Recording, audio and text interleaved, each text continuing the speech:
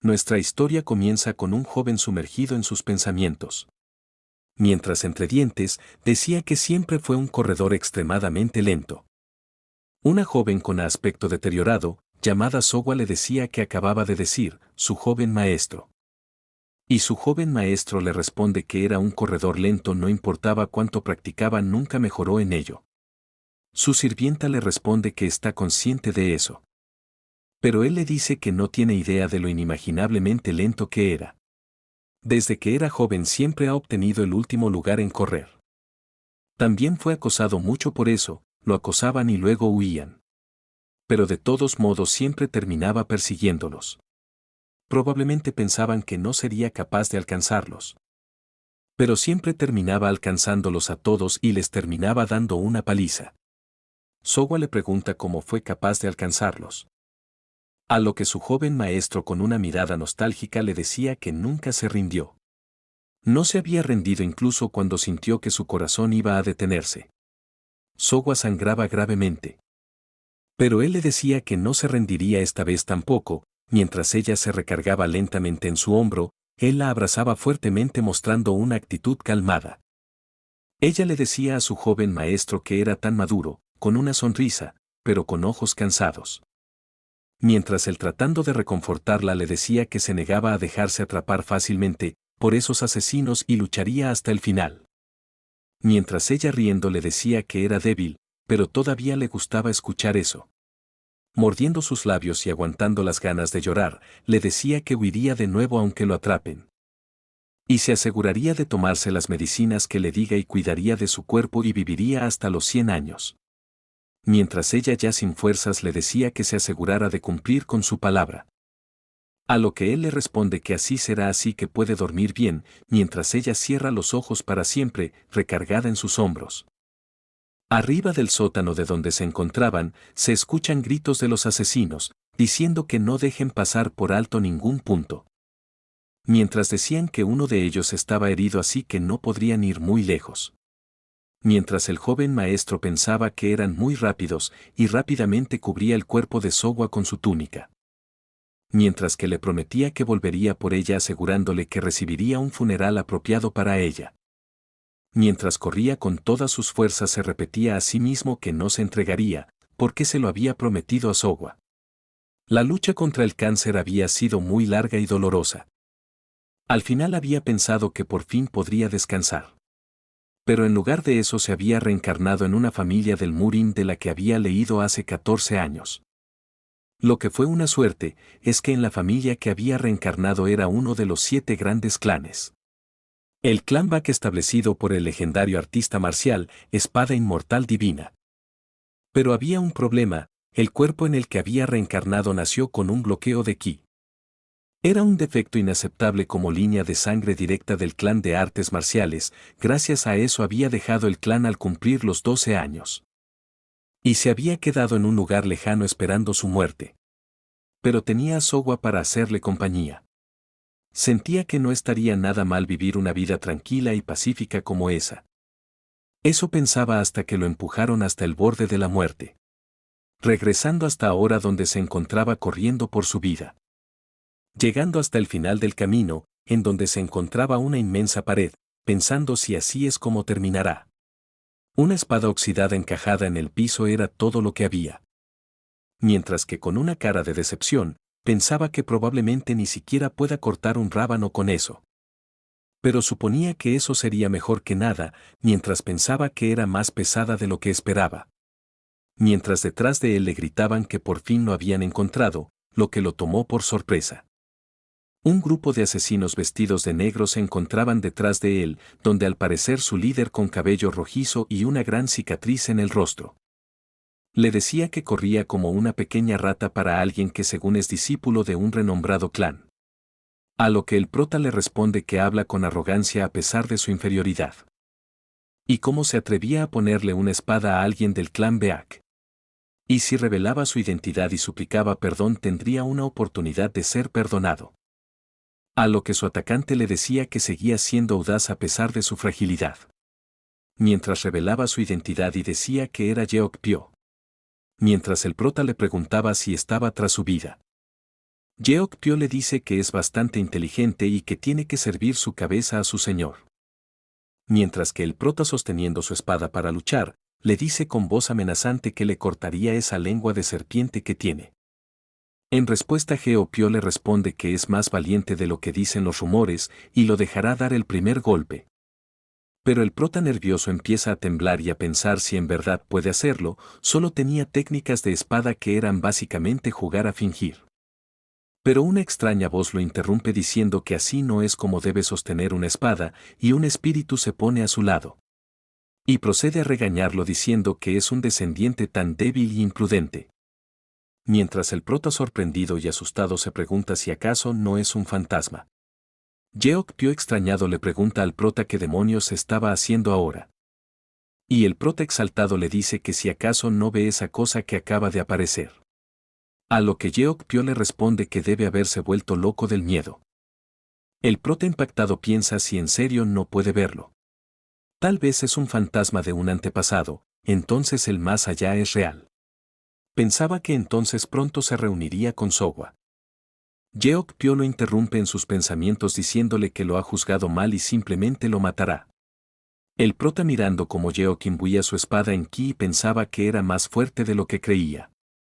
Pero necesitaba al menos luchar hasta el final si quería volver a ver a Sogwa con dignidad. Mientras que su antepasado, juzgándolo, le comenta si acaso no había aprendido esgrima, ya que su postura era un desastre. Pero el prota le decía que nunca había aprendido esgrima por culpa de su bloqueo de ki. A lo que su antepasado le dice que le sorprende que le hable con tanta despreocupación. Y le dice que le deje la espada a él, Bakseon-cheon, la divina hoja inmortal. Y que lo perdone, pero tomará prestado su cuerpo por un tiempo. Yeok-pyo no perdía el tiempo y se lanzaba rápidamente para atacarlo con su espada, pero inesperadamente fue bloqueado por el prota.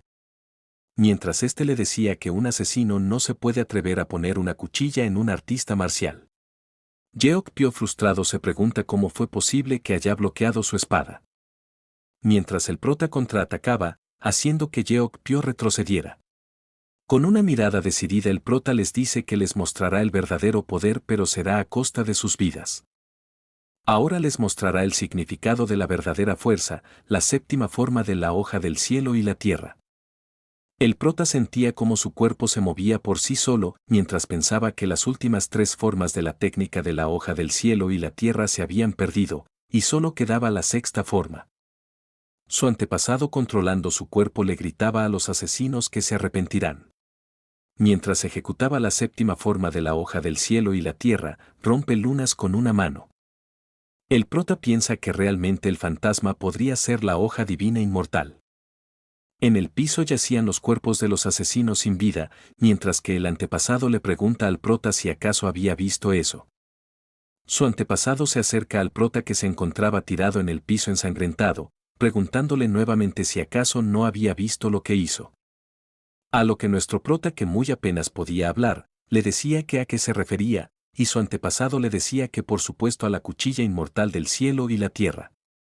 Nuestro prota, al borde de la muerte, le dice que sí lo vio, mientras pensaba que Sogwa no habría muerto si él fuera capaz de hacer ese tipo de cosas. Su antepasado le dice que ese fue su último acto de bondad para su descendiente moribundo. Mientras el prota le decía que si acaso era inevitable su muerte, a lo que su antepasado le decía que sí, y que él no podía hacer nada al respecto. Había llevado su cuerpo al extremo a pesar de que ya estaba roto por el bloqueo de ki. Aunque podría haberse salvado con medicinas milagrosas como la leche pura del cielo y la tierra o el ginseng de las nieves milenarias, lo que nuestro prota, sorprendido, recordaba algo. Y le comenta a su antepasado que había consumido el ginseng el año pasado y si serviría de algo. A lo que el antepasado, incrédulo, le decía que no estaba del todo seguro, mientras se cerraban los ojos del prota. En otra escena nos muestran a un médico gritando de emoción que es un milagro. Se encontraban ahora en el clan Bak, en la sala de medicina. Mientras que el hermano menor de nuestro prota, llamado Bakajun, quien es el segundo joven maestro del clan Bak, preguntaba si su hermano se encontraba bien. A lo que el médico de la familia le dice que si acaso el joven maestro Yigang había consumido alguna rara medicina milagrosa. Ahun le responde que habían visitado la farmacia una vez con la esperanza de tratar su bloqueo de ki. A lo que el médico le responde que se refiere a alguna medicina milagroso como el ginseng de las nieves o la medicina Shaolin.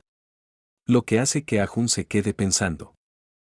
Pero rápidamente el médico comienza a toser diciendo que sería imposible que le dieran algo tan preciado a alguien como él, lo que hace que el segundo joven maestro se disguste. Nuestro prota Jigan comienza a moverse, lo que hace que el médico con una cara de felicidad diga que debería estar despertando. Mientras que el segundo joven maestro procede a marcharse, el médico le pregunta si acaso no va a esperar a que despierte. A lo que Ah-Jun le dice al médico que cuando su hermano despierte le diga que vaya a la sala del dragón rojo ya que el patriarca tiene algo que preguntarle. Pero cuando el médico iba a decirle que aunque despertara era necesario que descansara, Ah-Jun ya había cerrado la puerta. Después de eso el prota se levanta lentamente de la cama, lo que alarma al médico, diciéndole que no puede levantarse aún. A lo que el prota con palabras débiles preguntaba por Sowa, y el médico le dice que si se refiere a su sirviente ya habían organizado su funeral ya que habían pasado 2 semanas. Lo que hace que Jigan quede en silencio por unos segundos y el médico le diga que lo lamenta. Y el prota le pregunta ahora por su espada, y el médico le dice que si se refiere a esa espada oxidada la tuvo en la mano en todo momento. Así que tuvo que quitársela pero el patriarca se la había llevado. El prota le dice que ya que lo está esperando el patriarca tiene que darse prisa, mientras se pone su túnica lentamente. A lo que el doctor le dice que tenga cuidado, ya que debe de estar sintiendo mucho dolor por todas las rupturas de ki y el sangrado interno. Pero el prota le dice que ya está acostumbrado a eso. Mientras se marchaba le agradece al médico por salvarle la vida, mientras este sorprendido le dice que solo hizo lo que debía. Y procede a salir de la sala médica. Llegando a una gran entrada con puertas enormes y cuidada por 2 artistas marciales mientras suspiraba de los nervios. Rápidamente los guardias le dicen al patriarca que Jigan se encontraba aquí, a lo que el patriarca les responde que lo hagan pasar. Mientras pasaba una sirvienta le abría la puerta y se decía a sí mismo que debía conservar la calma y no ponerse nervioso ante el patriarca. Pero quedó sumamente impactado al mirar que el fantasma de su antepasado se encontraba en ese lugar. El prota horrorizado al ver que su antepasado se encontraba arriba del patriarca, mientras éste le decía que se alegraba de verlo. Mientras Jigan con una cara de desagrado le decía a su antepasado qué demonios estaba haciendo allí. Hace 200 años atrás el apogeo de la hoja divina inmortal, con la disminución del número de personas con el apellido Bak estaba en camino a la caída. Fue capaz de encontrar su luz gracias al nuevo patriarca Bak Rayusan. Con sus artes supremas Hyanggu le dio el apodo de sangre de hierro despiadada. Y el prota nunca hubiera imaginado que alguien trataría a su padre así, mientras que el antepasado se ponía al lado del patriarca burlándose de él. Su padre sin saber qué está pasando lo mira con una cara furiosa. Lo que hace que el prota entre en razón y proceda a arrodillarse pidiendo disculpas ya que su cuerpo aún no se recuperaba del todo. Y procede a decirle al patriarca si lo había llamado, lo que el patriarca afirma que él lo llamó. Y el patriarca le pregunta si acaso él sabía quiénes eran los asesinos que atacaron su mansión. Mientras el prota pensaba si acaso quería poner a prueba su razonamiento. Le contestaba que se preguntaba si tal vez fueron los de la alianza demoníaca. Ya que eran los que más recelan que amplíen sus fuerzas.